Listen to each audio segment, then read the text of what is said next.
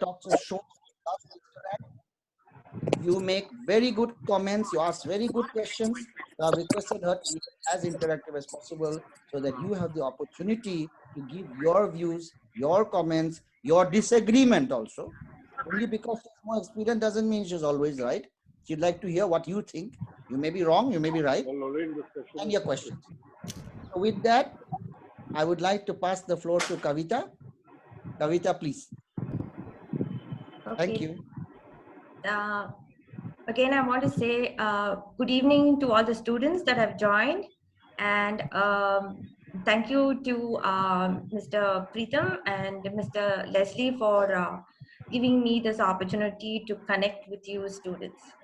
So basically, the thing is, I did my BSc CBZ in Mount Carmel in Bangalore, and then I was fortunate enough to be in America for a very long time, and I did my master's in wildlife zoology, and my thesis has been about elephant conservation. So in the beginning, actually, my American professors did not allow me to take elephants as a thesis because it's not native to North America. They wanted me to pick something that is there in the continent. But the thing is, I kind of convinced them that I will work towards something that is also very important in America, which has high levels of ivory that comes into the US, and they really haven't banned it on the national level. So you have a lot of items that are also made of ivory. The example for painting the frames, it's made of ivory. And all the very rich people in America, like you've heard of the Wall Street, so they purchase a lot of items in ivory. So America is really bad when it comes to consuming ivory. So I told them that I'm going to kind of work to see if I can bring about some kind of a change in the state that I am, that is Illinois state. And in the end, after I finished my master's, I was able to kind of convince some of the politicians to get a ivory ban for the state. So in the same way, I'm going to talk more about where you students are going to live, which is, where do you live? Can I hear? Naga, Assam. Naga, Assam. Okay, so you, all of you live in the beautiful state of Assam. The population of elephants in India, if you take a census, that's the population count. Right now, there are about 20 to 25,000 elephants that live in India. Karnataka holds the highest number of elephants. And can you guess which is the second state that has the highest number of elephants in India? Take a guess, Abhirup. The state that you live in. Assam. Assam. So you have the Yes, second sir. Yes, highest, largest number of elephants, and then it goes to Kerala, which is kind of in the same range. So of course, I think with this opportunity, I also have been reading a lot about Assam and reading about which is the famous place tourists come and visit in Assam. Ma'am, Kaziranga. Kaziranga. Yes. Okay. And can you tell me why do they come to Assam to visit Kaziranga? Ma'am, to see animals. Okay, to see animals. And One Indian one-horn rhinos. very good. Thank you. Yes, they come to see the Indian one-horn rhinoceros that's there. Do you think there are other animals also that live in the Kaziranga Wildlife Sanctuary? Yes, ma'am. Yes. Yes. Okay, so can you tell me a few of the other animals that live in Kaziranga? Ma'am, elephants, deer. Ma'am, animals, Tiger. bears, tigers. So when you say tigers, can I have a more definite answer? What kind of tigers live in India? Ma'am, white color. What is in? Can somebody tell me the name Royal of the Bengal tigers? tiger. Pardon? Royal Bengal tiger. Very good. So it's the Royal Bengal tigers that live in India, because you also have the Siberian tigers, or you have the Sumatran. So the Bengal tigers live over here. Any other animals? You told me elephants stay here, and then of course the Ma'am, one deer. on Deer. deer. Okay, deer. Yes. Any carnivores? Any other carnivore you think can also live in Assam? Ma'am, lions. No. Lion lives, Asiatic lion, where do you think it lives? It lives in India, but it's not in Assam, not in the northeastern states. Where do you think it lives? If you don't know also, it is fine. I mean, I'm going to learn from you, you're going to learn from me, so it's okay. So where do you think the Asiatic lions live? In the... Has anybody heard about the Gir forest? Yes, ma'am. It is in Gujarat. Yes. So the Asiatic lions live in the Gir forest in Gujarat, and also that is a big what is that prize for India, because none of the other Asiatic lions live anymore. It's all extinct because they have killed the ones that used to live in Mesopotamia and the Middle Eastern regions. All of them have been killed. It only lives in India, in Gujarat. So in the same way, in Assam, you have Kasiranga, which has the one-horned rhinoceros.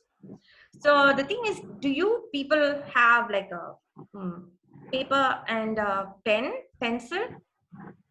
Yes, ma'am. Okay, Yes, because ma'am. the thing is, to make it a little interesting, I'm going to use a few words. But when I use these words, I would like to know how much you know about the meaning of these words. Because otherwise, it's going to be really boring for me to keep going on and you just sit and watch me talk. So the first thing, the thing is for me, even though I studied in the US, I'm a very basics kind of a student I was to the professors, meaning I did a lot of drawings by hand. I did not believe too much with tech facilities, and they actually kind of loved it. And it also gives a lot of creativity. You can do a lot of things with just paper, pencil, and all that. So the first word that I'm going to ask you, I kind of also cut up some of the things so that you can see. Can you see what if I hold it like this, can you see? Yes, ma'am. Yes, Okay, ma'am. so I've written biodiversity, which is also meaning is biological diversity. So can you please write this word? Yes, ma'am. Okay, so biodiversity or biological diversity.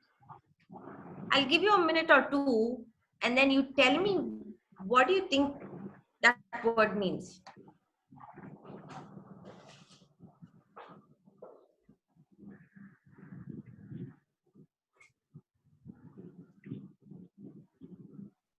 Biological is kind of everything that lives on this earth. Diversity is different kinds of things on this earth. So we're putting two names together and we're coming up with biodiversity.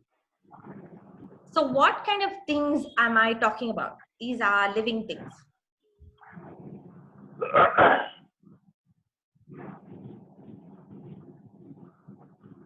Kind of think, what do you see when you step out? There are so many living things, from the smallest, tiny, small, little, microscopic creatures to the biggest that we're talking today. Can someone tell me? Animal. Okay. I'm going to put my glasses on to see. Okay, tell me. Abhiroop. Okay. Trees, plants. Bacteria. That is ruined. Okay, tell me. Yes. Ma'am, elephant. Trees, bacteria you said. Okay, under microorganisms, can you tell me more? You said bacteria. Another thing is Amoeba. amoeba. Okay. Paramecium. What are we facing today, kids? I mean, children. What are we facing today? Today, COVID is being the pandemic that we are facing. And what is causing this COVID pandemic? What is it? Viruses. So even viruses are, It's a virus. what is it? Viruses, sir, they are species. organism. There are also microorganisms. So you can say that we're talking about biodiversity, which is microorganisms. Somebody said bacteria and amoeba. And now I'm talking also about the virus that is causing the calamity, that is COVID. And big animals, plants, trees. So this is biodiversity. So what do you think biodiversity does to help us? Why do we need biodiversity on this earth? Okay, biodiversity also gives homes and habitats. Habitats is a home where all these animals live.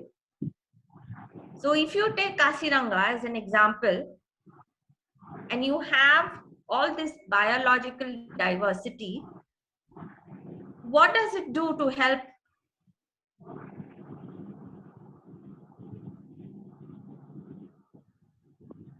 It provides food. Very good. It gives food.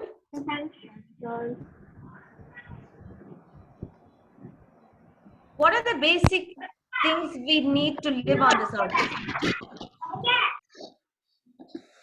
What are the basic things we need to live on this earth? Ma'am, water. Okay, water, then you said food. Oxygen. Oxygen. Very good, oxygen. And where do we get oxygen from? Trees, plants. Trees. So we need plants and trees to get oxygen. And what about the plants and trees? What do they need? Carbon dioxide, which we give them. Carbon dioxide. Very good. So we give out carbon dioxide and the plants use it and they give out oxygen. And in the same way, you have rivers and streams that give water, which is all there in a habitat, or this is what biodiversity is. So we came across one word, which is biodiversity, habitat, which is the home in a specific area, which I said example, Kaziranga. How many of you watch boys? How many of you watch soccer or play soccer, football? How many of you play football? Ma'am, me. Play. Okay. Those of you who play, Me also. yeah, you can raise your digital hand, boys and girls, instead of saying me. Then she will be able to see. Can you see the hands, Kavita, the digital hands coming up? Yes. Now I It will be see. more Okay. efficient if you answer such kind of questions with a hand. Yes or no questions. Okay. So have you heard of the South American teams that really play good football? Yes, Yes, yes, ma'am. ma'am. Yes. Yes, And yes. so Yes, miss. which are the big teams that have been famous for a lot of the World Cups and everything from South America? Ma'am, Brazil and Argentina. Brazil, Argentina. Brazil, Argentina. Okay, so we have Brazil, Argentina, and you have Messi, and you have Ronaldinho, and all of them, because I'm also a very, very interested in football and I watch. But one of the things that I also learned is Brazil has rainforests. So that is also a biodiversity hotspot on the earth. It has many trees and plants, which also gives out oxygen. And many of the scientists also talk about Brazil as being the lungs of the earth because it produces so much of oxygen. And that is why in the news sometimes you will hear that Brazil is cutting down a lot of trees, and that is going to have an impact on all of us. Yes, they do play great football, but also I just wanted to get your attention to South America, to a hotspot, to a biodiversity that is also so important for all of us on this earth. So now, since I have finished with like kind of 2-3, I'm going to give this, and can you tell me what this word means? Species. Species, yes. Write it down and then write the word species.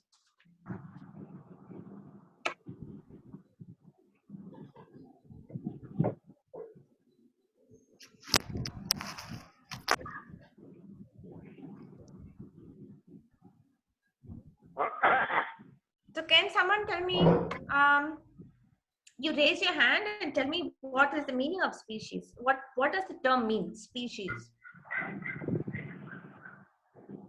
Ma'am, the different types of living organisms that live on the earth, the various types, all are of different species.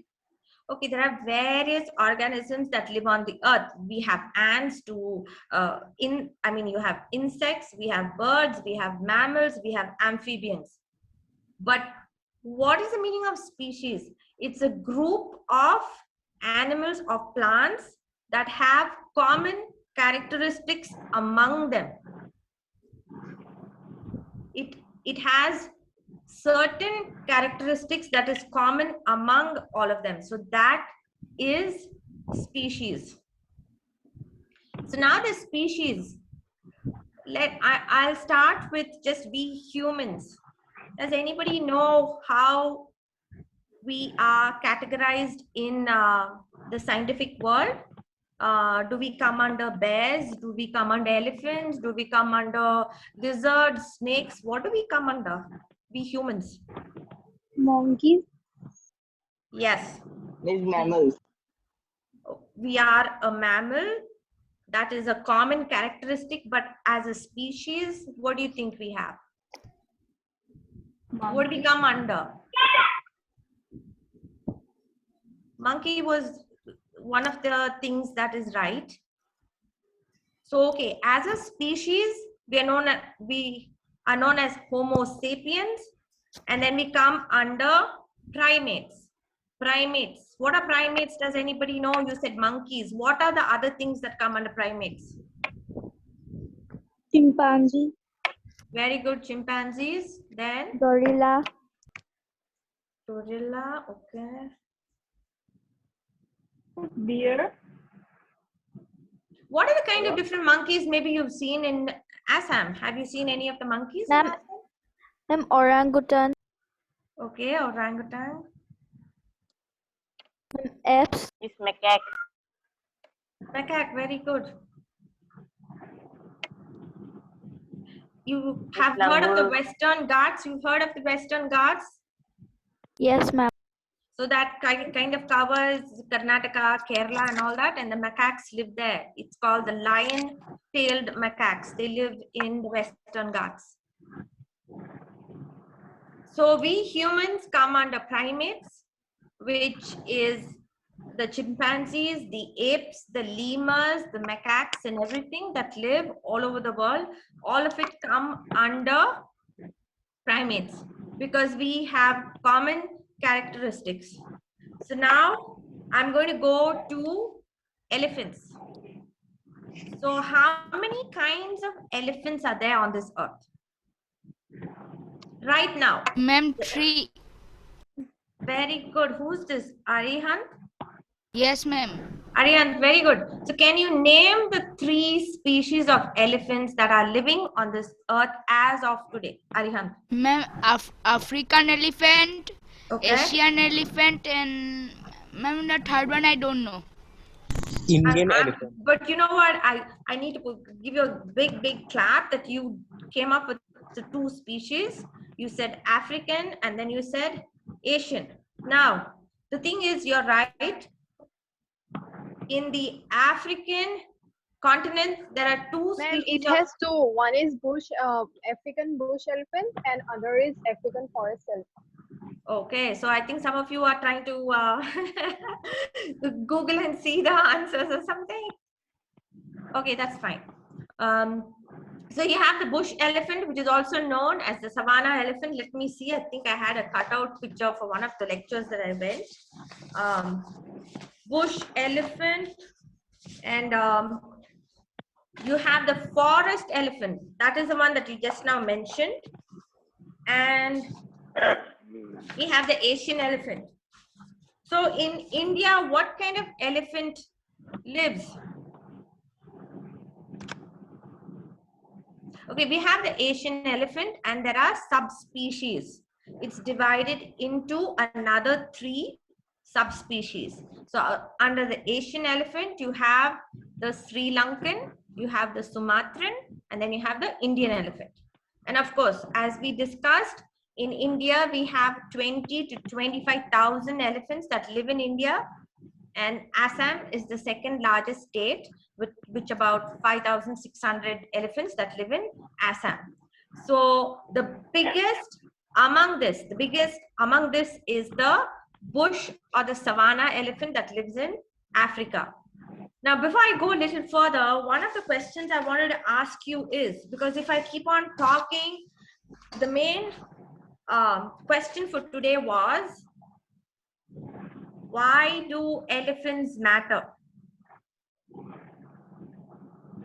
Ma'am, elephants matter because elephants can No, travel far away. I'll ask you after some time. Okay, so this is my final question is, because a lot of people want to know why do we need elephants in the forest?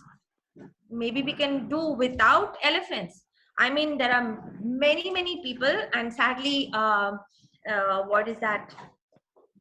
As a person that's lived in America more than in India for the past close to more than 25 years, Americans have kind of no value. They do go to Africa. There's a lot of hunting. There's a lot of poaching happening. And as I said, ivory products are very much bought by the rich people in China, America, Europe, Middle East. It is very rampant, and that is why a lot of the elephants in Africa are getting killed.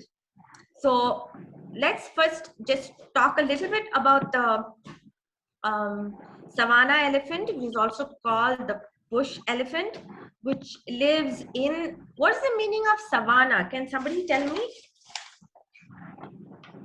What do you think is the meaning of savanna? Or why do you think it's called bush elephant?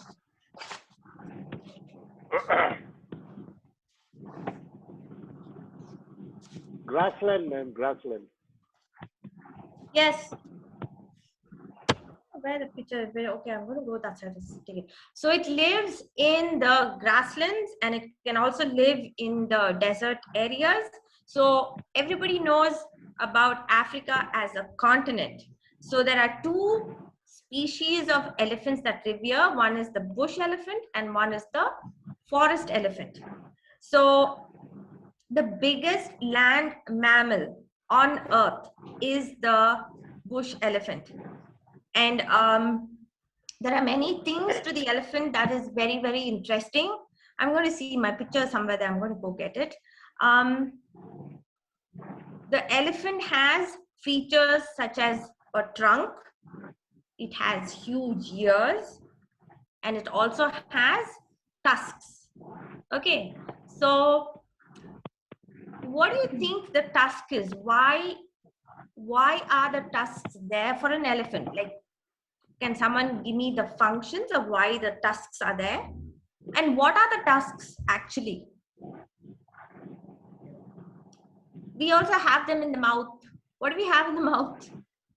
What do we have in the mouth, kids? Teeth. Huh? Teeth.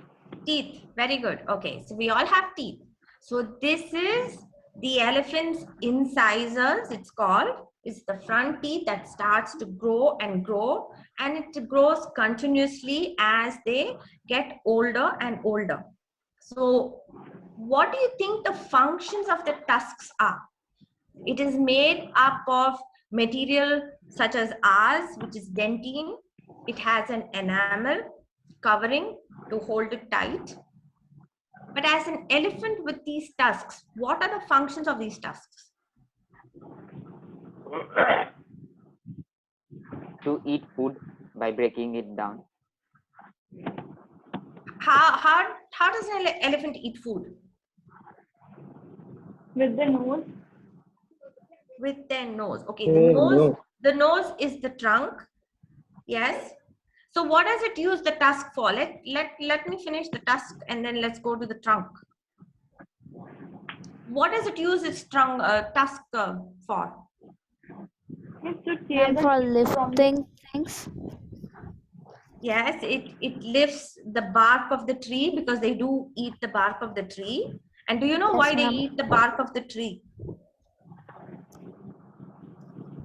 They get a lot of medicines from it, so that is why they use the bark of the tree. They also use the tusk when they have to be digging for water. So they use the tusk and their legs to kind of dig up a small little water hole when it really becomes dry. They also fight. The male elephants, Africa, have huge, enormous tusks that they fight with each other. And also it's like a protection that they use. And even the females in the bush elephants, even they have tusks. So also they protect the herd using the tusks. So they use it to get food, they water, leaves, bark, fruits that they eat, and also to protect each other. So someone told me the nose. Okay, so let's go to the, what is the nose part? The trunk. Trunk, okay. So the trunk, what does it use for? Meant to lift things, to make to lift things with it, to carry things for food, like to lift things on the road. And Okay, so the thing is, you're saying lift things on the road. So that means it's literally like captive elephants. So let's talk about elephants that are living freely in the forest and they're using the trunk for, okay, getting trunk food. for suppose an elephant wants bananas from the tree. How will he take those bananas from the tree? He'll use his trunk to get those bananas.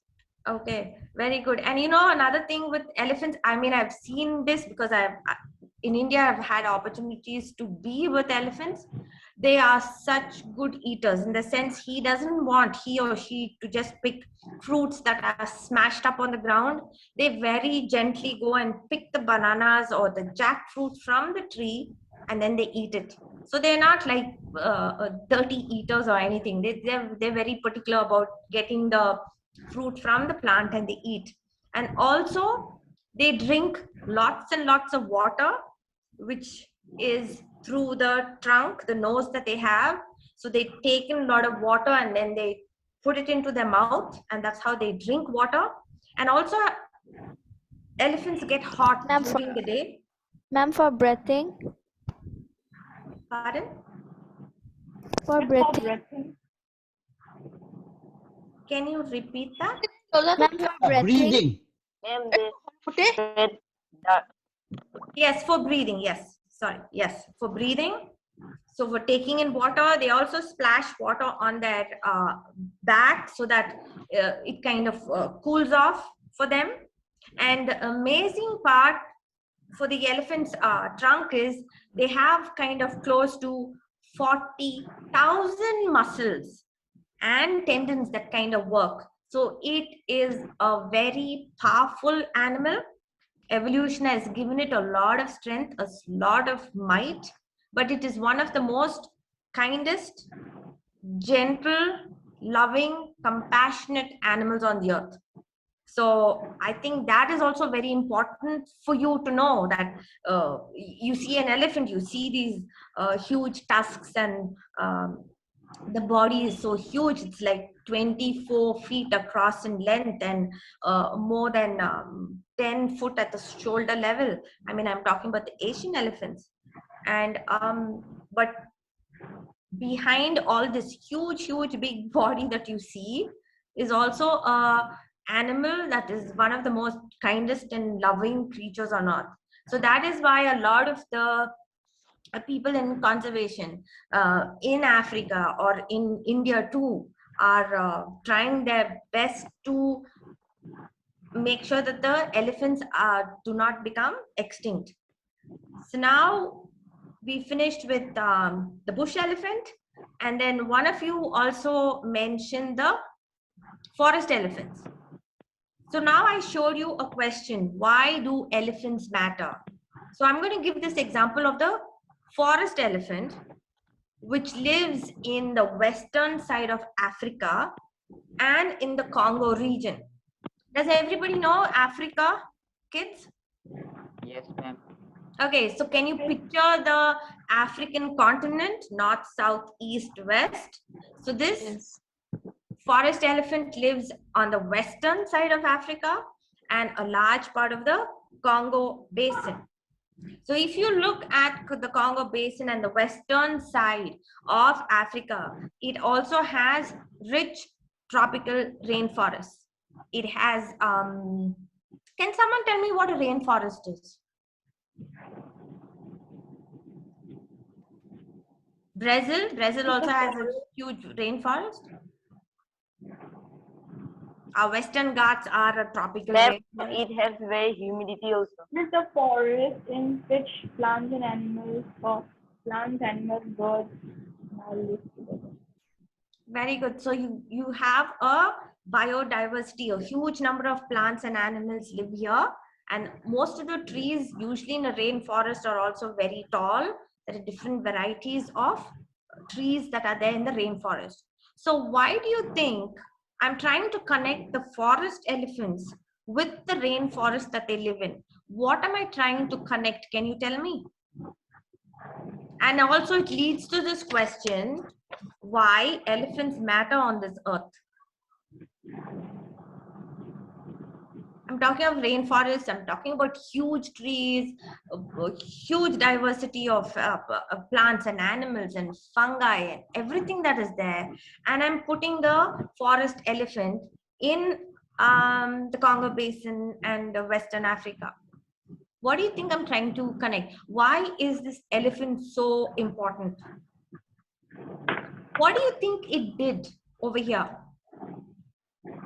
It helps to spread the growth of the plants by, Ma'am, elephants can travel a long distance, so it is easy for them to spread the seeds of plants and trees, so they grow in different mediums and they grow larger. Very good. So the thing is, the word germination. What is the meaning of seeds and germination? Can you write germination and tell me about seeds and germination? What is it? When the process of growing plants is called germination. The process of growing plants is called germination. Very good. Very good. So the thing is, what I'm talking here is we have forest elephants who have been living on the continent for millions and millions of years.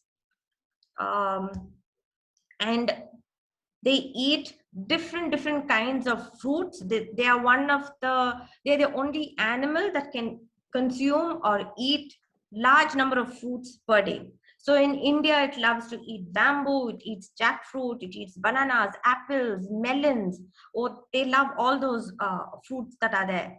In the same way, even in Africa, the native fruits, they are able to consume a lot of the fruits. So when they consume a lot of the fruits as a whole, what do you think happens to all the seeds that go into an elephant's body? So it's eating a lot of fruits with the seeds. So what do you think happens? It goes through the digestion tract and then it leaves it poops somewhere, then that seeds goes inside the soil and with the elephants So Elephants, you said, okay, you said it poops somewhere. Poops is, let's say poops is good, but let's say what is the end product of digestion for the elephant, you think? For us humans, it is feces. Okay, digestion, assimilation, and then expulsion. It's all part of the biological processes that happen with all living beings. So that is us humans. So for the elephants, what is the end product? Dung. Miss excretion. Excretion, and somebody said dung. Who said that? Miss Georgina. Okay, so the excretion, the last part is the production of dung by the elephants. So the yes, ma'am, elephant, the dung, means the seed combined with the dung helps the plants to grow larger, and it gives all the necessary products they need. So it grows larger when elephants use them. okay, so the thing is, if you're a gardener and you're putting seeds into the soil, you need what? You need some moisture, and maybe you're going to put a little bit of fertilizers in the soil to make the seed grow, which is germination, and then the sapling grows. So in the same way, what happens is the kind of large fruits that the elephant takes in, it goes through its digestive tract. And you know, the wonderful thing about this is what the scientists have discovered is that many of the trees, the seeds of these trees germinate only after consumption by the elephant. In the sense, it has to go through the elephant tract and it becomes dung, and all these seeds germinate only when it goes through the process of the elephant's digestive tract. So you have incredible scientific knowledge about why these elephants are so important. So they're also called as mega gardeners, especially the forest elephants in the world are called as mega gardeners because of them you have these rich biodiversity in the Congo Basin, which has the rainforest.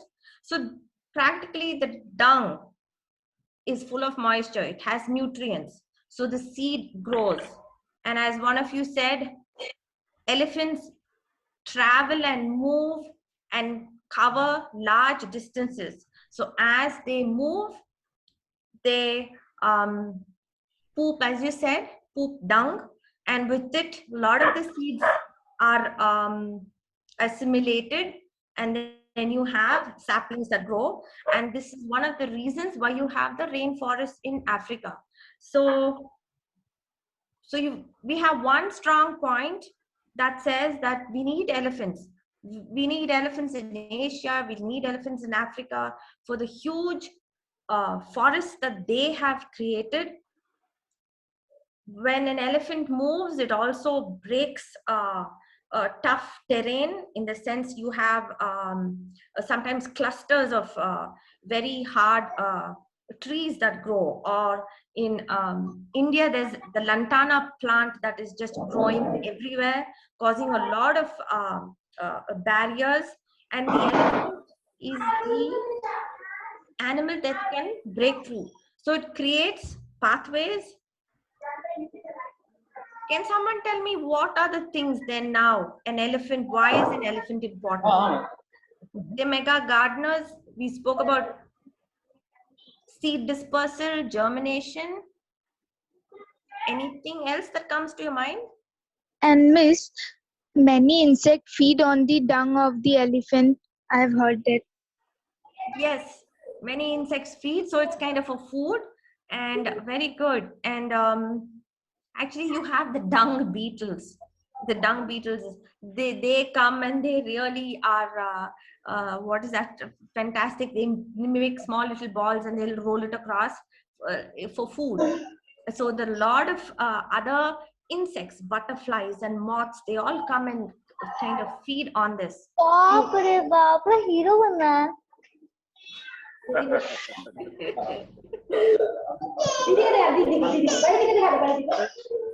Mute yourselves. Please mute yourselves, children.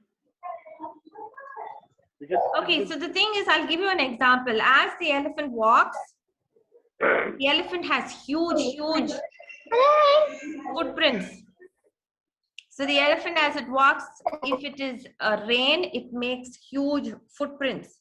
And in this footprint, it gets covered with water. So when you have small little puddles of water, what do you think it happens? Small little puddles of water.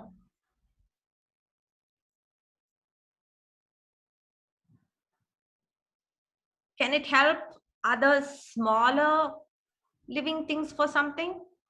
Yes, ma'am. The water goes inside the soil and helps plants, and also the water can be helpful for other insects to get water. Yes, very good. So So they can drink some water, and other animals, smaller animals, if there are no nearby rivers or any water facility, so they can drink from that water. okay, so you have a lot of the amphibians that use this small puddles of water. In fact, many of them also spawn eggs into it for tadpoles. You have different insects like butterflies and everything that drink. So just a footprint of the elephant is so important. And also the scientists have seen, I think this I've observed on my own in terms of being in the wild. Whenever the elephants are there at a water hole, there is so much of calm at the water hole for the other animals that come to drink. Remember that in India and Africa, there are a lot of predators, there are a lot of carnivores that live. We have tigers, lions, you have cheetahs, you have panthers and leopards, who are all kind of waiting, hyenas. They all are waiting for the animals to come to the water hole where they can get hold of them. But when these huge elephants come to a water hole, And when these huge elephants come to the water, other animals do not have a fear of tiger or lions, because lions will think that the elephant is a larger animal, so it has a fear of that elephant. So the smaller animals get a little bit of strength from the elephant.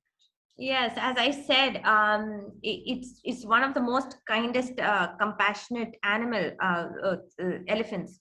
So when it comes to the water hole, it knows the whole thing, that the carnivores are waiting to get the pigs, the what is that, antelopes, the small little deer. So there is a lot of peace at the water hole when elephants come to drink at a water hole. So the thing is, they're also doing so many different things. One is mainly they are mega gardeners. They cut through forest and make pathways for the other animals. They come to the water hole, which also is like they are the most like it's an umbrella. They're kind of like a protective umbrella. Like a defender. And also it's called like, I'm trying not to use too many words that are what is that, like we keep using, okay, it's also called keystone species. So one of the reasons that we call them keystone species is if you have this kind of an umbrella effect, all the other animals come under the elephants. So it's a protector, it's a defender, and we humans also basically depend on them because they make biodiversity possible. And anything else you wanted to say? Why do we need to protect these elephants wherever they live?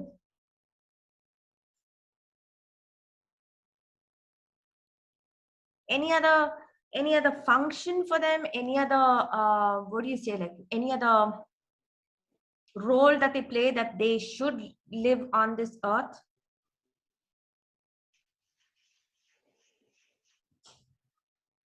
Or do you think it is okay for poachers and killers to go and keep killing the large amount of elephants that they are doing in Africa? Is it okay for we humans to keep killing elephant numbers? because it is falling so dramatically that they Ma'am, say that in another 5-6 years, there's going to be hardly any elephants in Africa. Yes. Yes, tell me. You wanted to say something. Okay, just on a different level, how many of you like animals? ma'am, me, but not all animals. Yes, ma'am. Ma'am, elephant, all Raise animals. your hands. Raise your digital hands Yeah, raise, please. How many of you so she like can see. animals? Any animal I'm saying, you don't have to be specific. I'm just asking for any animal that you like. Ma'am, dogs. Okay, so I have about 1, 2, 3, 4, 5, 6, 7, 8, 9, 10, 11, 12, 13. I have about 14 of you who have raised your hand saying that you like animals. And those of you who don't like animals, okay, that's your choice. You don't like animals. I like animals. I like animals. How many of you like elephants? Okay, again, 1, 2, 3, 4, 5, 6, 7, 8, 9, 10. Okay, about 12 of you have said you also like elephants. Why do you like elephants? And because they are important, just like you have mentioned the facts before, why they are important to our lives. They play a crucial role in our daily life works. Without them, the plants and trees, plantation of plants and trees would be difficult. Forests and a big forest wouldn't be possible to plant. How will a person plant so many trees to make a forest? So we will have a big problem to face because we will not get enough oxygen. And nowadays it's getting so hard for us because plants and trees have been cutting down. So elephants play a crucial role in our daily lives. Okay, that's a really very good answer. You really put it all together really well. It's really nice about oxygen and the amount of plants that they think. Okay, anybody else about why you think we need elephants in the forest? Ma'am, Yes. ma'am, some animals are colored species light orange, alligator, white peacock, and many more. That's what I think. You said about coloring elephants or colored Hmm? elephant. What did he say? No, ma'am. Leslie, do you know what he said? That was not clear. Can you repeat? Hello, who was that? Can you please repeat? Your voice is broken up. Joe Raj, say what you said. Ma'am, I cannot tell that animal, but I can tell out that elephant, but I can show animal. Ma'am, animals, some colors is big, says light orange alligator, orange alligator, and white peacock, and many more.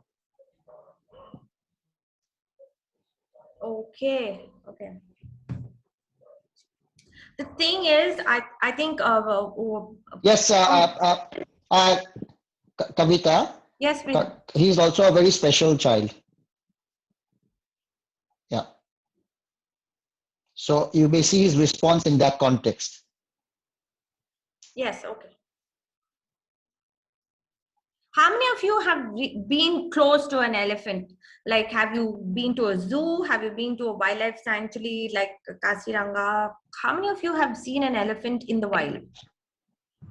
Miss, I have seen. Where have you seen it? It's in Kaziranga National Park. Ah, okay. I So, have also seen it. I've also seen. okay, so did you go for those elephant rides? Yes, ma'am. Yes, miss. Okay, you went for the elephant rides. And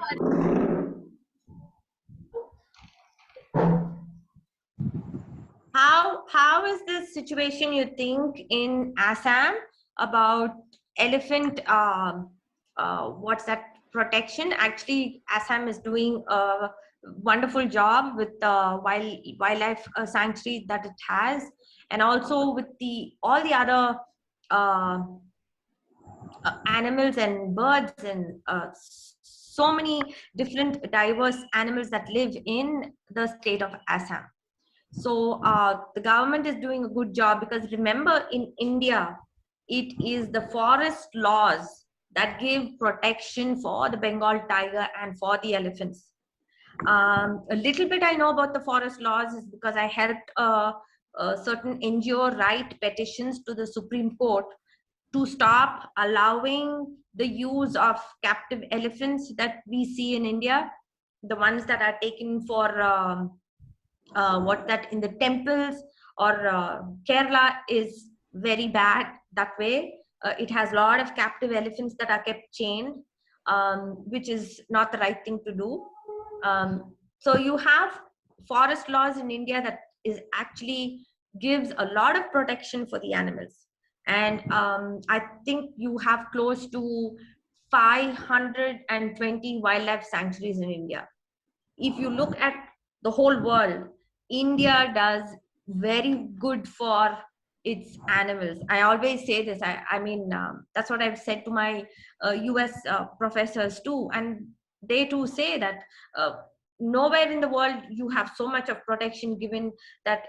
I know veterinarians that say that if they have to give an what is that, euthanize an elephant, which means giving a injection to make it die, it is such a long process in India. You cannot just go and euthanize an elephant. You cannot kill any of these animals. No firearm is allowed in the forest areas. So that way, Indians have to be proud that there are fantastic forest laws. And the forest department, like I sometimes have worked with the Karnataka forest department, they're one of the most benevolent, meaning they're very kind. They really go out and do a lot of things. Assam also does a lot of things. Yes, Preetham, you want to say something? You want to say something, Preetham? No, sorry. So they do a lot of things. So for you people living in Assam, and before I forget, there is one animal that only lives in Assam. So we use the word endemic, which means it only lives in this place, which is Assam. Anybody know which is this animal that lives only in Assam? And actually, your Leslie sir sent me one-horned rhino, I guess. One-horned rhino. Yes, but this animal needs a lot of saving. It needs to be saved before it becomes extinct. You're right, one-horned rhinoceros.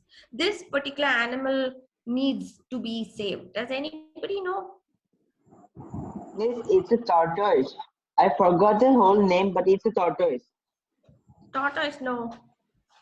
Okay, I'll show you this.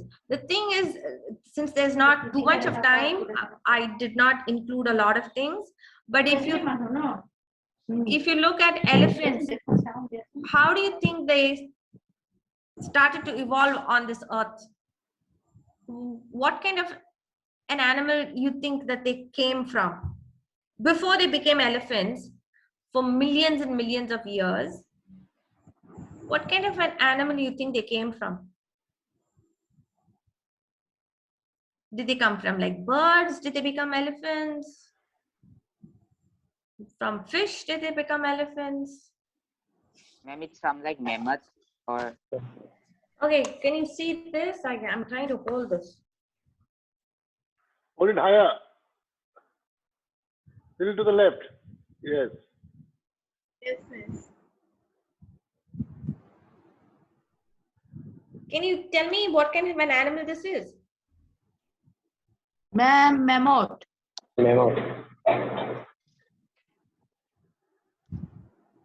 Like a little pig. Yes, it is a Yes. pig.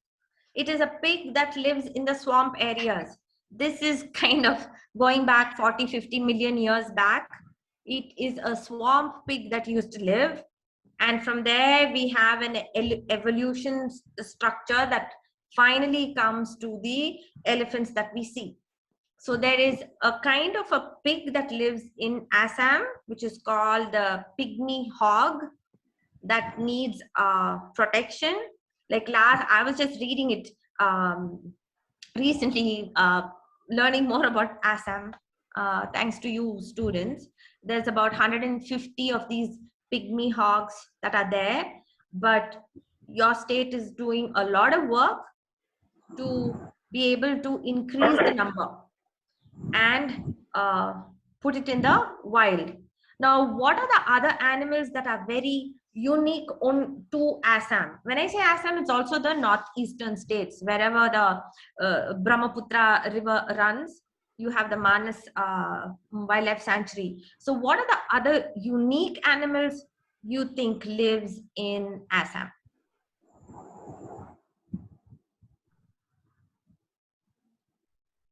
Do you think Assam has a lot of birds?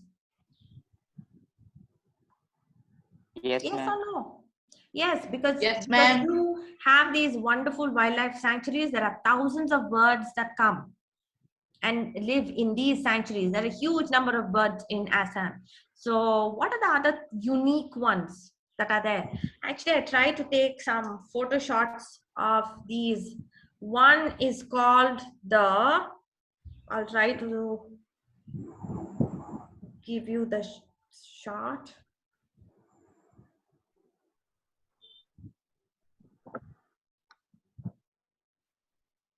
Miss Harnwell. Ma'am, I tell us.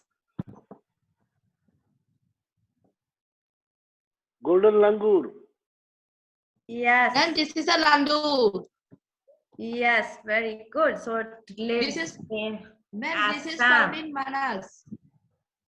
In Okay, Assam, yeah. Manas National Park. Okay, this one?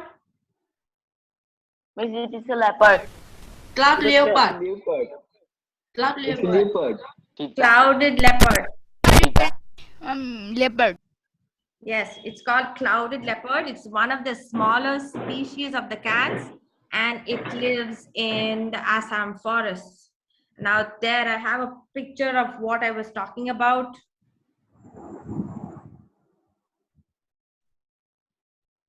The pygmy hog. So this is the pygmy hog that is uniquely found only in Assam, and conservation is doing a lot of work to save these animals.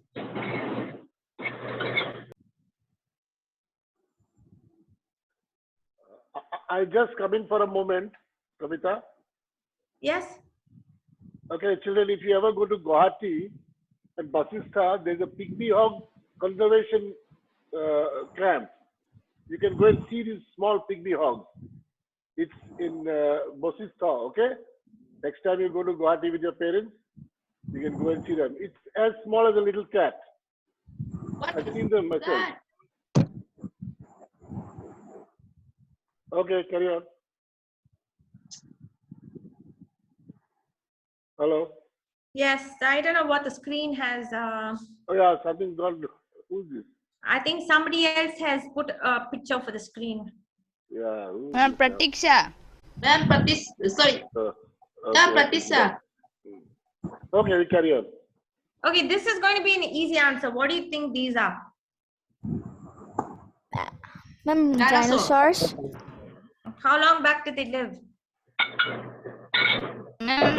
25 crore. Yeah. How many? More than 70. How many of you saw Jurassic Park and all that? Ma'am, I saw only the last moment. Last moment? Okay. Okay. So how long back do you think dinosaurs lived on this earth?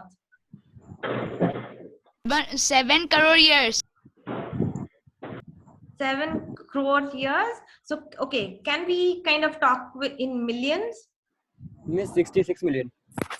Okay, you're right. It's about 60 to 65 million years back. You have the dinosaurs, and then you the scientists say that there's a huge asteroid that came and struck the Earth, and the climate change started to happen where it became extremely difficult for these dinosaurs to live. So they slowly kind of died out. But from the dinosaurs, you still have their ancestors, which are the birds. The birds have evolved from the dinosaurs. And then you have many mammals that started to reproduce, and mammals started to take center stage on the earth. So you have a lot of mammals. What are we humans? Are we a mammal or not? Yes, miss. Ma'am, yes.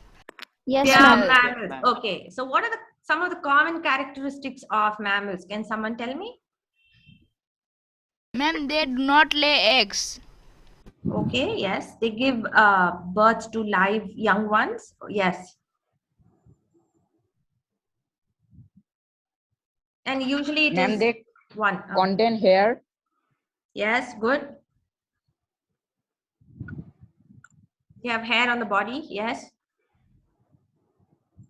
Are we cold-blooded or warm-blooded? Ma'am, warm-blooded. Warm-blooded. So can we put the elephants under mammals? हाँ. Yes, ma'am. Yes, ma'am. So we have elephants also, which come under mammals. So as I said, you had dinosaurs that lived on the earth 60 million years back, and then the asteroid kind of comes and destroys the dinosaurs that were living. At that particular point in earth, you have a lot of the mammals that are growing, and then they are expanding. So in this mammal, you have a small little creature. And why I want to show you a picture of this creature is it's from this small little creature that elephants started to evolve, going 60 million years back. So I'm going to show you a picture of this and tell me what it kind of looks like.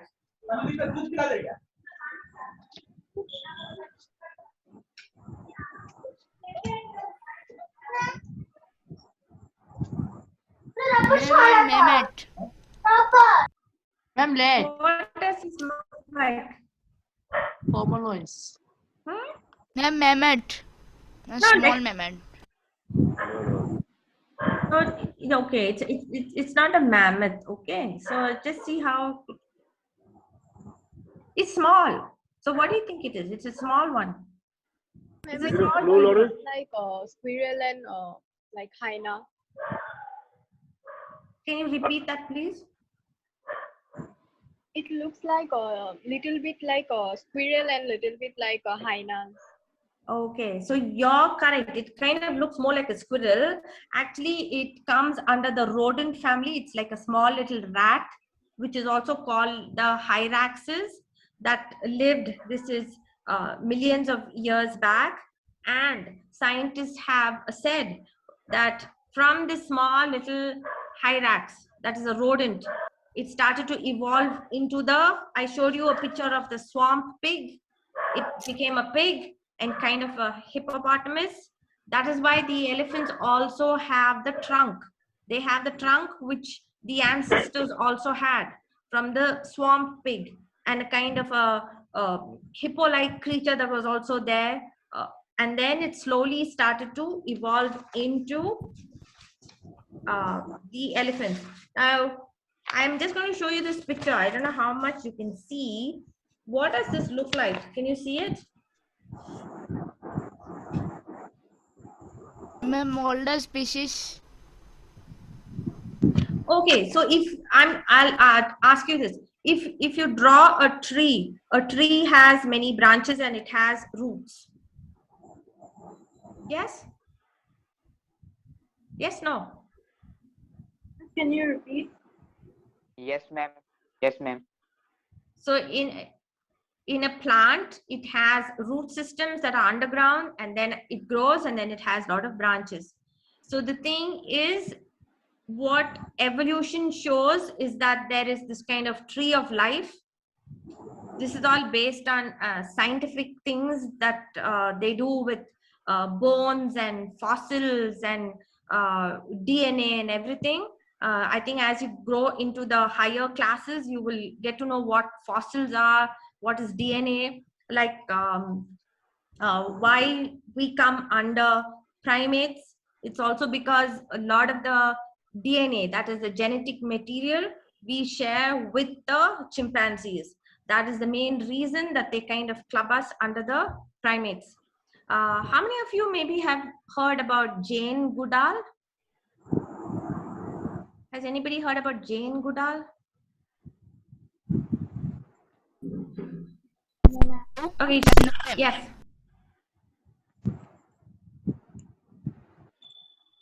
Friend of the lions. Can you repeat it? She's called a friend of the lions. She does a lot of work with chimpanzees.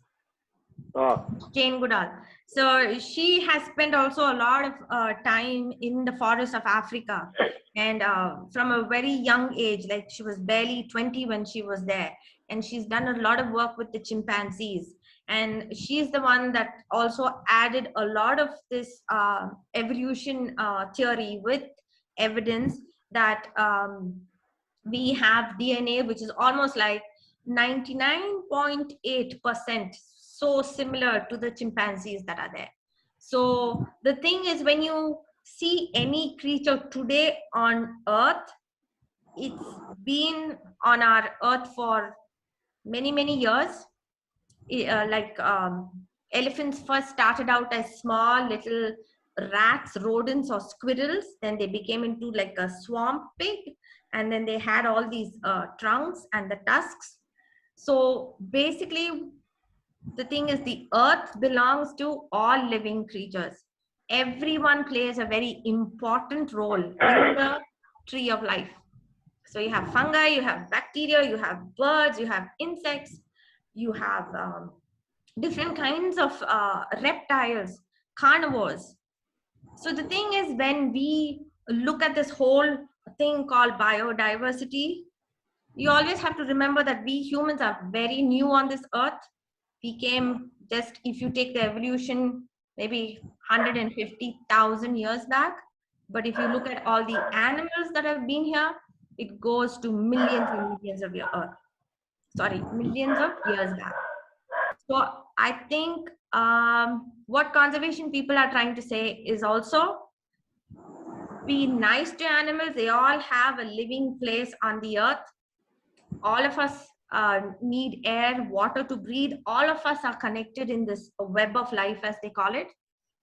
And I think today, a lot of my colleagues keep talking about, keep hearing about this COVID pandemic that everybody is going through. But they also say that, I don't know how many of you children know, sometimes even adults don't know that the COVID virus is part of the living system in the bats that have also been on this earth for millions of years. But for them, their body system works that the virus doesn't do anything to them. They kind of keep living on. But then now we have a problem because that virus has passed on and it has come to us humans. So the thing also, it does say that if elephants are living in a certain habitat, we humans should be able to give them protection, be able to come to some kind of an understanding that all of us can live on this earth, whether it's the pygmy hog or the Hoolock gibbon or the golden langur that lives in Assam, or some other animal that is living down south in India. See, all of us have connections. And I think that is the most important thing that conservation people are trying to bring about. And for me, I think I love elephants is working with them closely. I used to go for walks with elephants that are not on chains. And they were the most gentlest creatures. It was close to like 25 in Mathura Sanctuary Wildlife SOS. Not once did they overstep. In fact, sometimes I think they were trying to go past me. and they would just use their trunk to gently tell me, you know, why don't you step off? I want to walk. It's amazing what these huge mammals are made of. I'm saying emotionally. And they are one of the few mammals also is, before I went to work with them, the Karthik Satyanarayan of Wildlife SOS said, I'm going to give you a small test. And he made the elephant come close to me, put the trunk all around. You know what they're doing? They can feel the vibrations in you.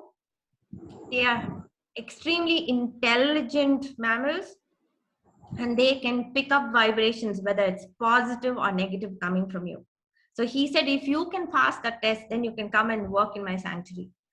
Now the elephant came, rambled along, put the trunk and fine, and I started working at the sanctuary. So I think all of you can have different experiences with different animals. Some of you said you like dogs, some of you said you like other animals, but I think the whole message of this thing of conservation is every species has its place on the earth. Like nobody is inferior, superior, because they also have huge brains.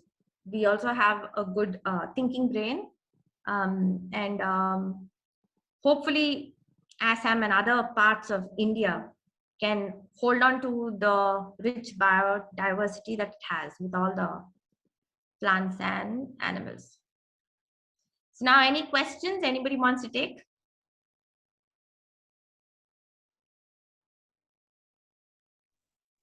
Preetham or Leslie, you want to add something to it? Ethan, you're muted. You had already said what I said now. Can you hear me? Yes, yeah. Can you hear me? I can hear you. Yes, Preetham. Good. Okay. So you asked a very important question: why elephants matter, and why should we have them? And I think this the young boys and girls, they gave very wonderful responses and how it helps to maintain a sustainable ecosystem. And what I wanted to add, and I think you added in so many words later, is that's very good. It's very good that, you know, without them we cannot survive, perhaps. But I think that's not the only reason that they should be there, because we cannot survive. I think in the scheme of things, we should not consider ourselves so important that our survival is the main reason why others should survive. I think they have an ethical right to survive irrespective of us. This planet belongs to all of them, not just to us, as you said later. And I think I'd like also emphasize that message, that we should not see everything in this world from the perspective of the Homo sapiens and human beings. We should try and be empathetic and see also from the perspectives of others surrounding us, just as we do with human beings. Yes. So I am very passionate about this, though not as knowledgeable as you, but very passionate about this issue of conservation on the innate right of all creatures to live, including the coronavirus. Yes. They may do tremendous damage to us, but they have a right to survive in certain ways. In a good way, they're culling us. Good. Thank you. They've been around, that's what, for millions of years. The COVID has been there. It's just that now we are seeing it. Yeah. Yeah, they are coming to us and they're wreaking havoc to this so-called mighty Homo sapiens. Yes. Wonderful. Yeah, that's my comment. I don't have. I found it very, very interesting indeed. Really. Kavita, you had said you'd be putting up a lot of pictures, but somehow I think you decided not to. You showed it from your phone. I showed it from the phone. That's okay now. Maybe you can send those pictures to us and we can share it with the students via their WhatsApp group. They can have a look at it. It'll be very nice as a collection, and we can keep it along in our record also, because we're keeping a recording of your talk. I hope that's not an issue with you. No, nothing. No, it's not an issue. Yeah. So we'll also keep those pictures, because Leslie has sent some, but I'm sure you had your own pictures. If you yes, I have my own WhatsApp them pictures. or email them to us. Yeah. Okay, sure. Okay. Leslie, you want so to others, any comments, any questions? Yes, students, you want to say something? Anybody has any questions? Avirup, Raisa, or Yes, anybody sir. else? Ma'am. Yes. Ma'am, besides barks of trees, does the elephants eat anything else for their food? Besides barks and trees, leaves, you're saying? Okay, elephants are termed as herbivores. So what's the meaning of a herbivore? Ma'am, only grass. Yeah, only so grass eating animals. So it eats plants, it eats barks, it eats a lot of fruits, it eats vegetables. And in India, one of the favorite fruits that it likes is jackfruits. So it's a herbivore. So it is a Yes. vegetarian. And I was in this, in this camp for a few days. And we had gone and we slept through the night. And the next day, Dr. Verma, he's the one who I work with. And he's the scientist who does the population for India, Dr. Surendra Verma. So sometimes I do work with him on some research papers. So he came out the next day and he said there are footprints, which means that there were few elephants that had come during the night. What they had done is they had gone to the jackfruit tree and they had taken and eaten the jackfruits and they had gone away. And he said their favorite food is jackfruit, bamboo. That's why in India they do not allow bamboo to be cut in the forest, because it's the favorite, one of the favorite food for the elephant. So India again has really fantastic laws that protect the wildlife, the food and everything. So as you asked me, they are herbivores, so they're vegetarian, but they do eat a lot. And that is one of the reasons also that they have to pass so much of dung, but in the process it's a positive effect that the dung has for germination of seeds and then the plants that go on. So I think if you look at it, it is such a fantastic functions how the nature has come up with. It has put the elephant for a certain purpose. It puts the fungi for a certain purpose. So as what is that Preetham said, each and every living creature is so important. There's no hierarchy that I with the big brains is the one that has to be on this earth. Everything has a place. Yeah. They also like. Thank you for that question, Abhiru. Yeah. Anyone thank else? you. Any other questions, please? Krishna, I'm sure Kavita will be very happy. Yes. Miss, what is the function of the big ears? What is the function of the big ears? Okay, so the African elephant actually has big ears, which is in the shape of the continent of Africa. So it really kind of has huge ears that it uses as a fan to keep away flies, but mainly it regulates its temperature of the body for it to cool off. So that is why it keeps on doing the ears like this as a fan. And of course, the Asian elephant has smaller ears like this, but that also keeps flapping it. So it's kind of a constant, what do you say, like an air conditioning gadget that it has. Yeah, so it keeps flapping on, yeah.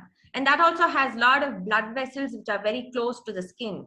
So that is why it helps to maintain its body temperature. And that is how it regulates its body temperature. Another very good question. Very good question. Ma'am, are there any other reasons why elephants are so important in our life, except of the facts you have told us? What other reasons that are important for an elephant to be important in our life? Some other reason? I think like how I said and Mr. Preetham said, the species on Earth, it's not just the function. It's just that it's one of the living creatures on Earth. It's just what nature has come up with. So I think that is also very important. It's just not looking at functions. It's also just part of our lives, part of the Earth. And it's been there on this Earth for a much longer period than humans.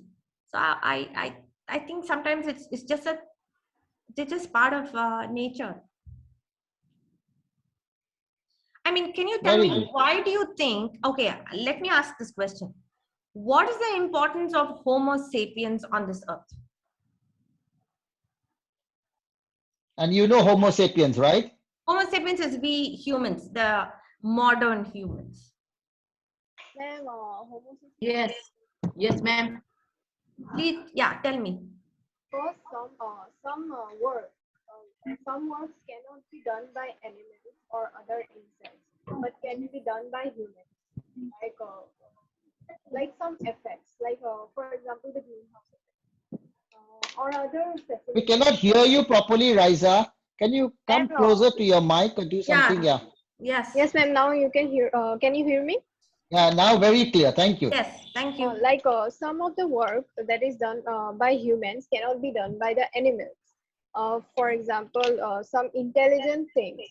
Like animals are intelligent too, but cannot be done by animals because they are not enough, enough facilitated by like humans. They get all the facility, but they don't get the facility. So it's hard for the animals to do that. Aha. So humans can do that. Okay. How many of you, I mean, I'm just asking this, how many of you, nowadays you have different cable channels? Leslie, do you think anybody will have Netflix or something like that? Yes. I have a YouTube channel. You have YouTube channel? Oh. Okay, okay. No, there's this. Ma'am, I have Netflix and ma'am, I have Netflix and Hotstar.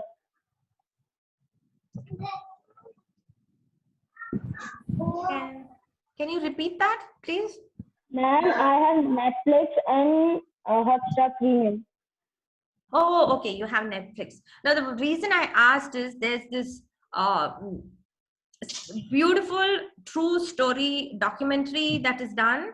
It says My Octopus Teacher, and this is a true story of a diver off the coast of South Africa that makes friends with an octopus, and he chronicles the whole 365 days, and then you can see that why it is not necessary for us to assume that we are the most intelligent creature on the earth. So if you have that, please watch that movie, My Octopus Teacher. It really teaches us a lot of humility, a lot of lessons that we are just part of this whole web, and there are other creatures much more smarter than us in many ways. My Octopus Teacher, if you can see that. That's only. किसका mic है? हाँ? Mummy. क्या दिख रहा है? ये देख लेगा क्या? And those who are speaking in the background, could you mute yourself? What? Netflix. Yeah, carry on. I mean, which all of us platform it can, is available? Ma'am, all of us can watch it, whether we have Netflix or not. There is an application where we can watch all the series which are available in Netflix. So, is it okay if I mention the name of the site? Go ahead. Okay. Okay, ma'am, can I mention the site? Yeah, Yeah, go ask ahead, Leslie, sir. Yeah, go ahead, Raisa. Let us know. Raisa, go ahead. Yeah, you can mention it, he said. Yes, ma'am. I gave it Yeah, to she's the written chat. it. I gave it in the chat. It is available in Google. They can all download it from Google, but it is not available in Play Store. Okay. So, okay, talking about intelligence, which other animals you think or sea creatures you think are as intelligent compared to us? Ma'am, dolphins are more intelligent than us. Dolphins are intelligent, yes, dolphins are intelligent. Ma'am, I guess monkeys are intelligent than us. If you say monkeys, it is chimpanzees that show a high level of intelligence because they're very similar to us. They're called our cousins for a reason.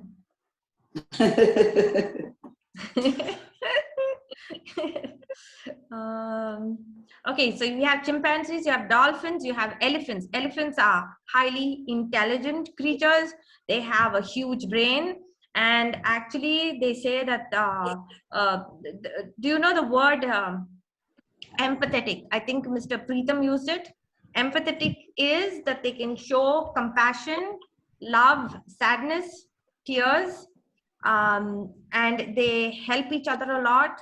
So if you take the world's most empathetic living creature, scientists say that it is elephants, the most compassionate, caring animals on the earth.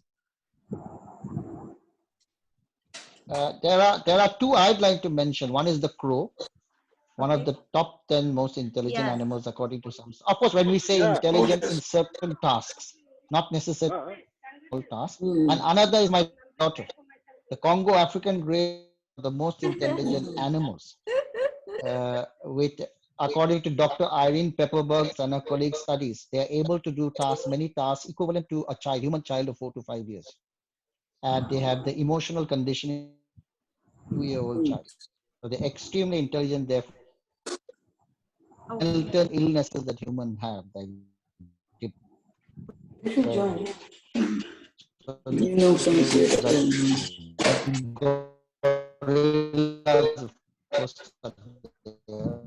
So you said crows. Crows also have a certain level of intelligence. Don't forget that some of our birds are extremely intelligent, though their brains are very. Yes. Ma'am. Yes, you can ask me. Crows have surpassed the Congo Greece in their studies. When I open the left page, then by the subtraction, yes. Sir. Can you repeat it again, please? Ma'am, Netflix is by subscription. Netflix is free No, or you not? don't need to buy subscription. No. I gave a site name. You can watch it there. Ma'am, I am in the site, but there is written it is image, ma'am. The download button is the image, but I can't download it. Which site, Aryan? Which site? Principal sir. Yes. Sir, is it okay if I share the link of the site to you in the WhatsApp so you can forward it in the Yeah, group? okay. Send it to me. I'll check it Do out. you know my WhatsApp number? Okay, sir. Ma'am, we can use soap today to watch any movies in this app. Any movie. Okay. Another interesting fact, what Preetham had mentioned about the crow, how intelligent it is. People don't understand. You can train a crow to say certain things, like a parrot. My friend that I grew up with is an engineer. He climbed a tree and got a parrot. I mean, not a parrot, a crow. I'm sorry. A crow. Think about this. And it got hit. He trained it for, think about maybe 3-4 years, and it started talking. And it would repeat certain words and phrases. So you know they're very intelligent and they're cognizant of certain things around them. You know, I mean, they're used in research and stuff like that. So they're very smart animals, or birds. Yes, and I think if you really look at evolution, the thing is humans, because of our vocal cords, were able to talk different languages. And it's also the way the tongue kind of evolved into making it thicker. If that had not happened, most of the scientists say that we would have been kind of the chimpanzees that were there in the continent of Africa for millions of years. So there are only certain things that kind of say, but having worked with elephants, I think it was also kind of it's a really kind of a spiritual experience, because the amount of in India or even in Thailand, you have a lot of the elephants that are in captivity, and a lot of the young elephants at the sanctuary that I work with had gone under horrendous treatment with the mahouts and everything. But over time, with good veterinarians and good keepers, they were slowly accepting human beings again. But when they accepted the human beings back, there was so much of love and affection for them. They were not bringing back the horrors that they went through. So they're very resilient. And as I said, what is that? They're full of love and affection and compassion. And I think if you have an opportunity to really see elephants in the wild, how many of you have gone and seen Kasiranga, wherever it is, in the wildlife sanctuary?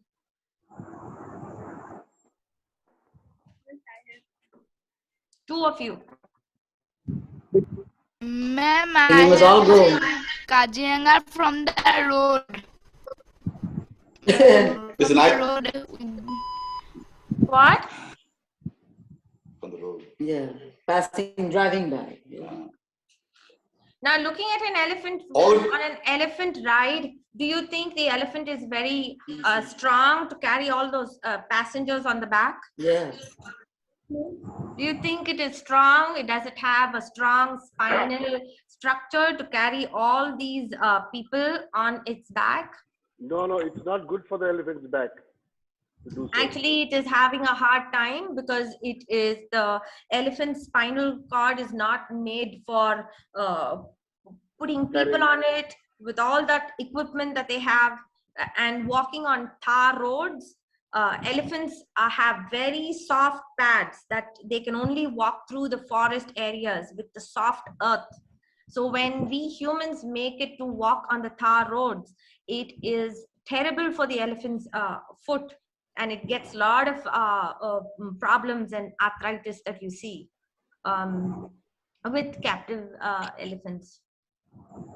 Georgina, did you want to ask a question? Yes, your hand is up, and also Prashurya. Yeah, so Georgina, you want to ask? Go ahead. No. Prashurya, do you also want to ask a question? Your hand is up. Okay, I have a question. Kavita, Yes. how can these children help Yeah. to spread the message about protecting the elephants? What can Okay, their then- children do? What should they do? Okay. Or what Sir, can they your do? sound is echo. Huh? My sound is not clear? Sir, your sound is being echo. Okay, I Now don't know why. he asked how you children can help to keep elephants as they are in the sanctuaries, or what little bit you can do for elephants. I think that's a very good question, Kavita, and I think it's a wonderful question for the students themselves to reflect and respond rather than we giving them a response. What do you think? You all are intelligent boys and girls. What do you think you can do to promote the conservation of elephants in this planet? Yes, you give me a few answers and then I'll say something.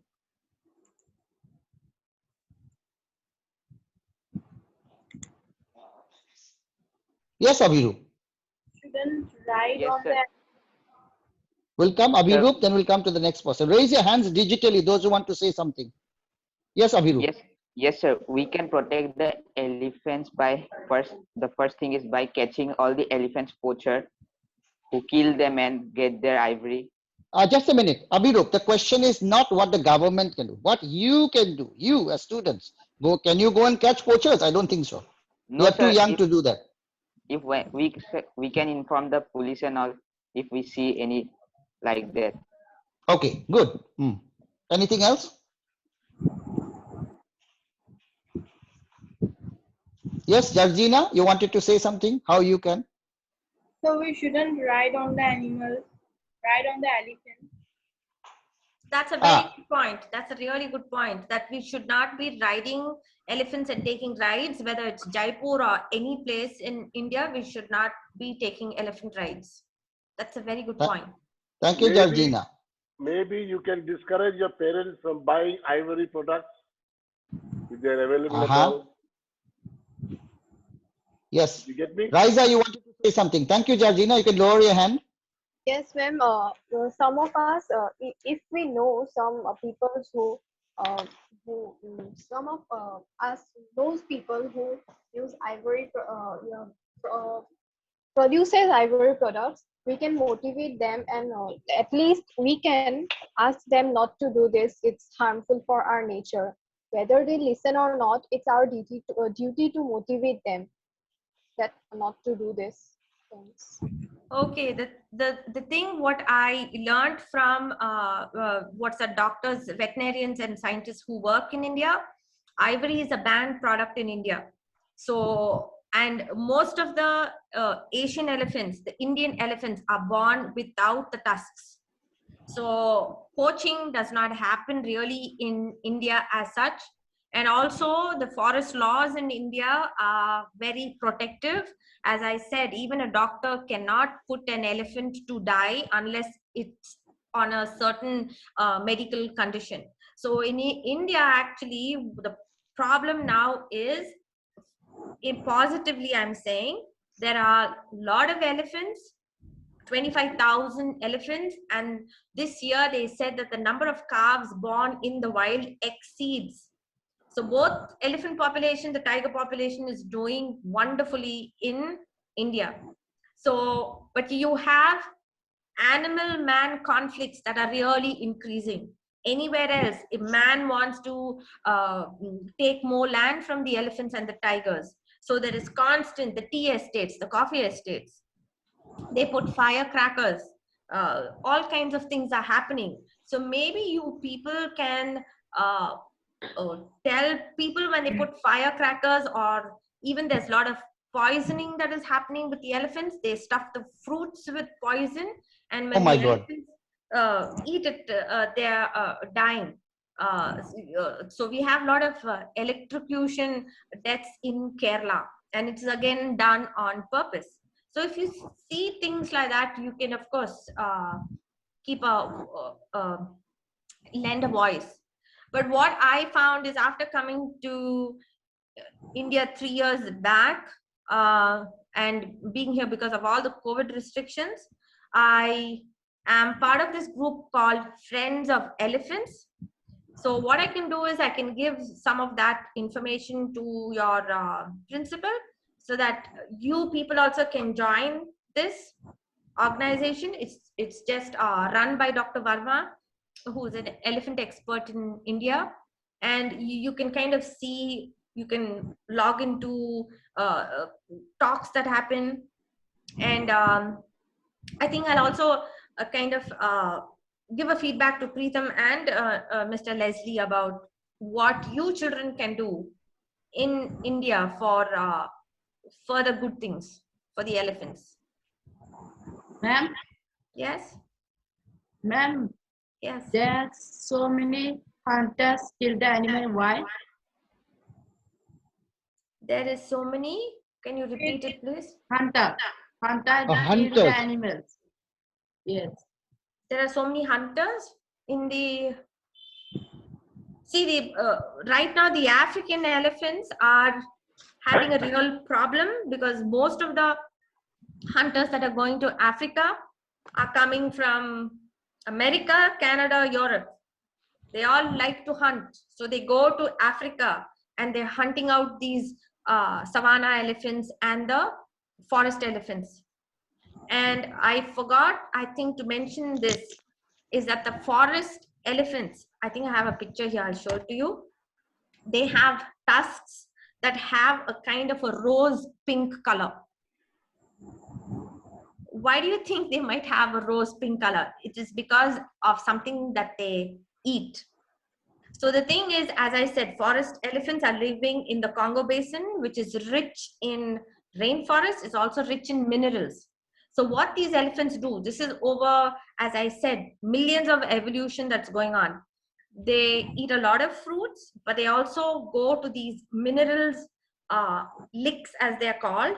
They go and take in a lot of these minerals also. So what has happened is, these minerals are giving a kind of a rose pink color to the tusks that they have. Well, man sees that these elephants are having rose pink tusks, and now they are getting hunted out because of this, because ivory is a huge product in the Western countries and some of the other Eastern countries, mainly it is Cambodia and Vietnam that is there. So forest elephants are being killed now because of that pinkish ivory that they have. So most of the hunters and poachers that you talk about is happening in Africa, and it's not the African tribes that are killing off their elephants. It's people that are coming from the European nations, from America, Canada. It's all the white people that are going in there, which is a true fact. I mean, most of the poachers and hunters are white men who can afford to pay huge sums of money to track down these elephants, and that's how poaching actually is taking place there. So COVID is not doing a bad job.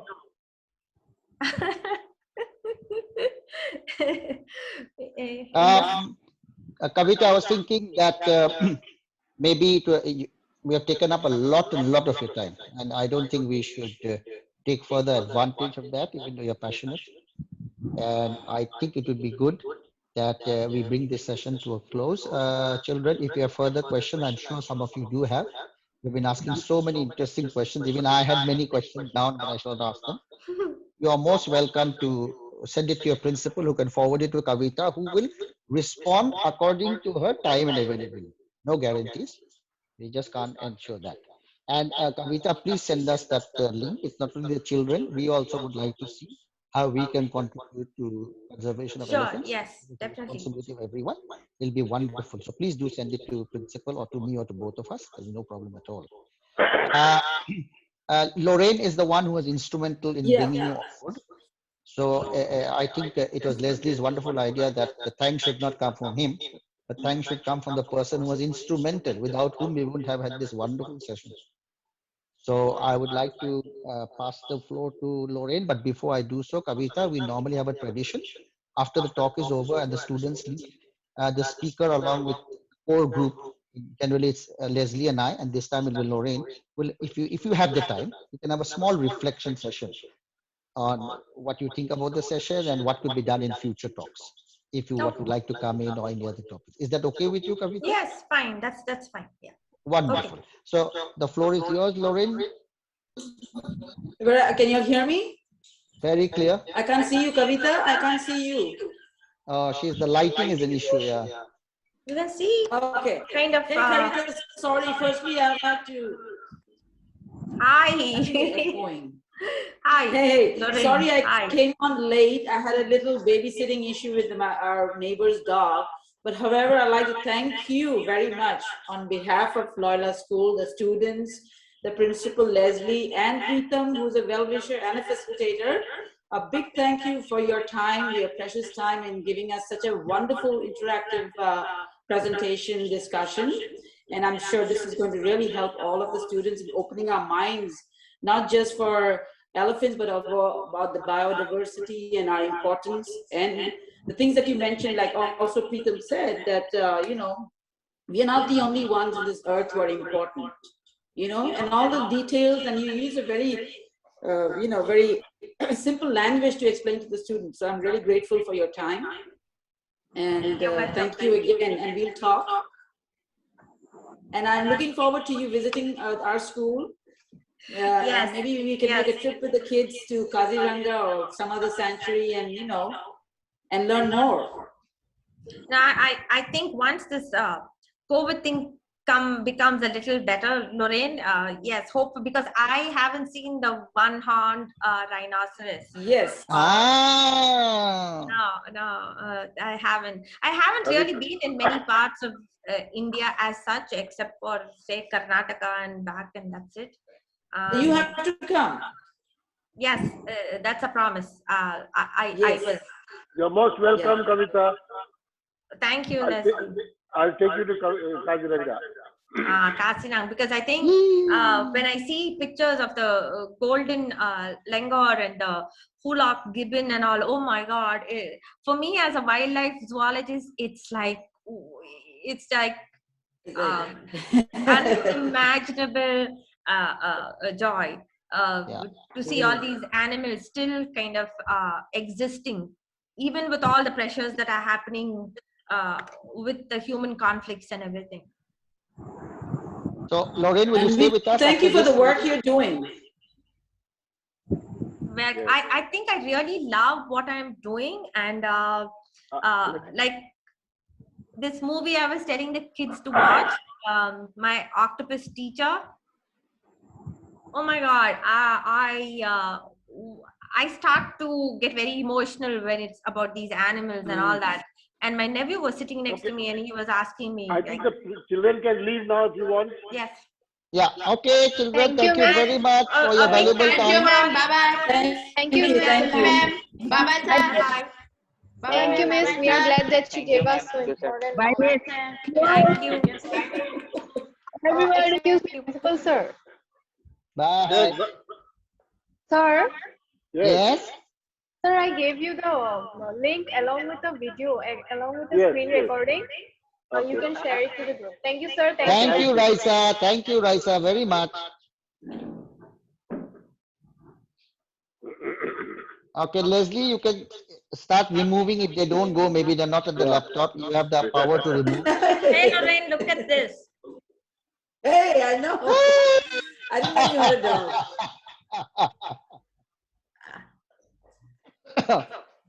He looks like a stuffed toy. I made sure he got the boiled egg with his soup before I started. So otherwise, he's like, by 6 o'clock, he's like, oh, yes. Yeah. Hey, so nice to see you after so many years. I know. We'll meet up as soon as COVID is over. We'll meet up. We'll, you know. Yeah. As So, I said, yeah. Yeah, so Krish, Kavita, if I may facilitate this meeting. So a question to you. How would you reflect on this session? How did you feel about taking this session now that you have delivered it? Most of the kids are paying attention when I'm talking, because otherwise they would not be answering, because Yes. I did come up with words such as species and biodiversity and all that. So unless you're really hearing, they would not be able to give an answer for that. That's right. So, and I also think that education everywhere, it's not just one country, education everywhere goes a lot by textbooks. End of the day, the teacher just has to finish the chapters that are there in the textbook and go. So I think a lot of the schools also have a hard time to include a little more content, or to give a little bit of variety to the subjects that a student has to learn. Because 2 years back, because of somebody I knew in a high school, I don't have any knowledge of economics. But yet, they made me a teacher for economics for 9th and 10th graders in a CBSE school in Bangalore. Oh my God. So I had accepted for geography because, again, they said, you can manage because you have biology as your background, but not economics. So what I did best at that time is, I read like crazy, and Lorraine, it was so boring. It was really boring. Don't say that. Economics was my subject. So I know. No, but as a person in biology, I did GDP and this and that, and oh my God. And, Statistics. Yes, logistics and what is that? All the MSP about the ration shops and everything. Now, if you ask me questions, why the farmers are standing there and having a fight out in Delhi and all that, I know so much about MSP. But what I'm trying to say is schools kind of are trying to juggle a lot of things. And also teachers. So it's not easy for a lot of these things to be added.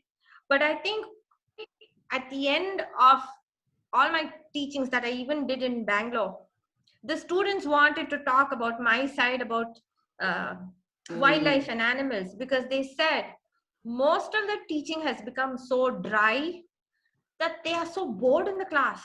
It's just like writing Very true. notes or just lecturing going on. So I think if we can bring in some kind of a blend of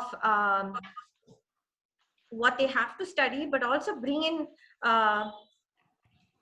empathy Like these kind and of compassion also in this, I think it does a lot of good for the students. Like internally, it does a lot of good for the students. I agree. Yeah. What do you say, Lauren? I totally agree. Totally agree. Yeah. You know, these kind of interactive sessions are very helpful. Like Preetham always says, to have critical thinking for the students, you know, make them question, make them participate.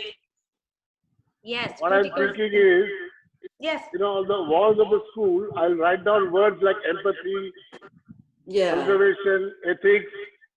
So children will read these words and wonder what this word is all about, and maybe go back and look at the dictionary, and somewhere connect, I hope. Yeah. Very good idea. Yeah. So Kavita, coming back, so you said that you felt from their responses that they were listening, and you also said that this kind of session, which goes beyond textbooks, can be very helpful. And Lorraine and interactive. What else did you observe in the session? Any feedback you'd like to give us where we can arrange it in a better way for future speakers? For me, I think I wish I had more pictures, and I really, I think some of the charts that I've used is with Dr. Verma, who's sitting in Bannerghatta place. So I did not have some of the materials that I hope would be presented. Yeah, that would have made I think, because visually to see is always very important for the student than to go blah, blah, blah. So if I had more, or maybe a video also would have helped in between. Like I was reading about this pygmy hog, which is only found in Assam. And then your brother had sent a small video about how they have increased the numbers that are there. So if they see positive things happening to the animals that is there, it kind of motivates them also. That's true. That's true. I was curious. What prevented you from showing photographs? You already had, you said. So why didn't you do so? No, some of my pictures are all in the form of charts. So I don't have many of the charts. It's all with Dr. Verma, with some of the classes that we do at the reserve. So what I did is, since I didn't have too many, I started to really click some of these pictures that I was trying to show to them on my phone. Yeah, you know, by the way, that in Zoom you can share pictures and slides, so it comes out much better than showing on a tiny phone. Do you know that, right? Can you repeat what you said? Do you know that you can screen share on Zoom and many of these platforms? So instead of using a phone and put it in front of your webcam, just share. And if you don't know, in future, if we call you, let us know, send us the pictures, give us the signal, we'll share it. So they'll see it nice and big on their computer, whether it's a video, whether it's a picture. And if you want to show a series of pictures at different times, you can paste them on slides and show the appropriate slide, and then again, stop sharing, talk, again share, no problem. Okay. Yeah. In fact, you know, one thing I was really hoping is you're so involved. If you could see some video photo of you in the conservation efforts with the elephants, it would be fantastic. So if you could send us some, Leslie can print and put them up on the notice board or something. So it adds to your credibility and the connection. Okay. Yeah. Yeah. I want to say something. I know why it's echoing. Yeah, it's echoing in some cases, yes. Okay. So these courses, I mean, these lectures and interactive sessions, we can repeat them. Because you know what, our memory, after a year, kids forget, we forget. You can have some good sessions like Kavita's presentation or anybody else's presentation in another year.